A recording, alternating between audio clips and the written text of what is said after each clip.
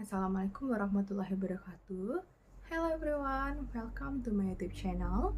Perkenalkan, nama aku Cinta Violita, MPM A1B 024047. Aku dari Prodi Pendidikan Bahasa Inggris Universitas Bengkulu.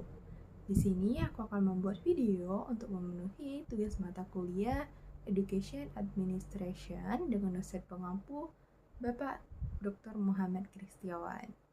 Pada video kali ini kita akan membahas tentang manajemen pembiayaan pendidikan.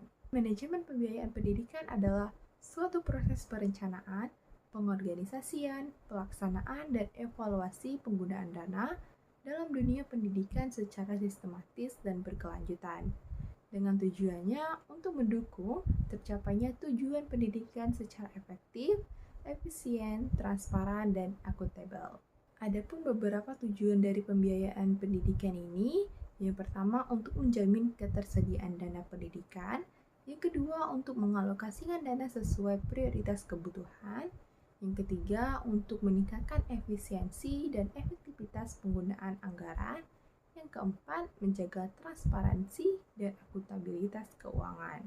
Sumber pembiayaan ini yang pertama ada dari pemerintah pusat dan daerah, yaitu dana pendidikan berasal dari anggaran negara atau APBN dan anggaran daerah APBD yang digunakan untuk mendukung pelaksanaan program pendidikan di tingkat nasional dan daerah.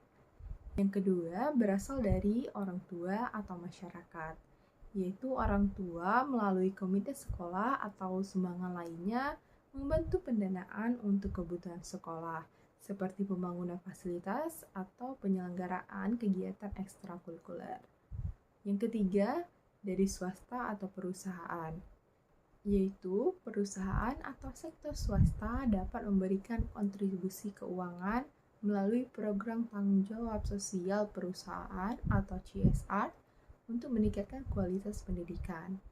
Yang keempat, dari donatur atau lembaga internasional, yaitu berbagai organisasi atau lembaga internasional memberikan bantuan dana untuk meningkatkan kualitas pendidikan di negara berkembang melalui program-program sosial mereka. Yang kelima, yaitu unit usaha sekolah. Sekolah juga dapat mengelola usaha mandiri seperti koperasi sekolah untuk menghasilkan dana tambahan yang dapat Yang kelima, yaitu dari unit usaha sekolah. Sekolah juga dapat mengelola usaha mandiri seperti koperasi sekolah untuk meningkatkan dana tambahan yang dapat digunakan untuk membiayai kegiatan operasional dan pengembangan sekolah. Selanjutnya, komponen pembiayaan pendidikan. Yang pertama yaitu biaya personal, merupakan biaya yang dikeluarkan oleh siswa atau orang tua untuk kebutuhan pribadi, seperti buku pelajaran, seragam sekolah, dan transportasi. Yang kedua, biaya operasional, yaitu biaya yang digunakan untuk menjalankan kegiatan sekolah secara rutin, seperti pembayaran gaji guru, biaya listrik, dan pembelian ATK atau alat tulis kantor.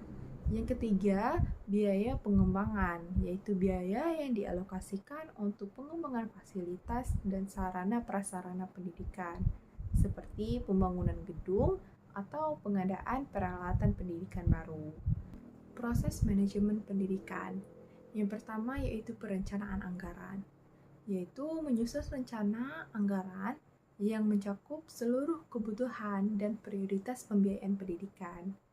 Yang kedua, pengalokasian dana, yaitu untuk menentukan bagaimana dana akan dibagi dan digunakan untuk memenuhi kebutuhan yang telah direncanakan.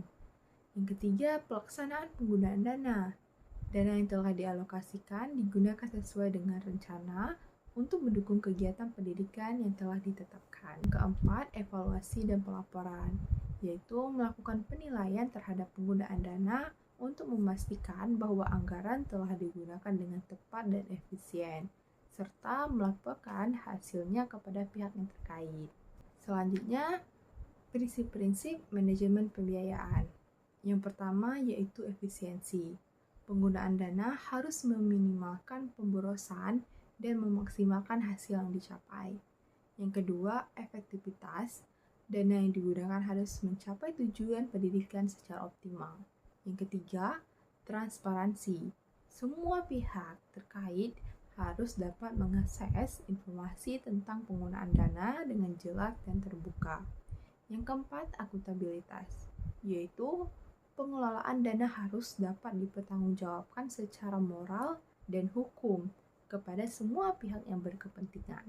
Okay, so everyone, itulah tadi materi tentang manajemen pembiayaan pendidikan. Semoga materi ini dapat bermanfaat dan dapat menambah informasi teman-teman semua. Jangan lupa like, comment, share, and subscribe video ini. Terima kasih sudah menonton. See you, goodbye.